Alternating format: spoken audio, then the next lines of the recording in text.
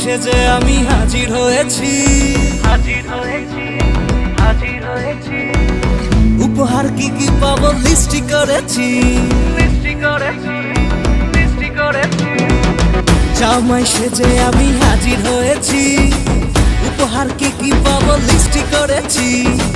জমিয়ে খাবো আমি ইলিশ মাংস কই, খাবো আমি ছেটে পুটে মিষ্টি সাথে দই।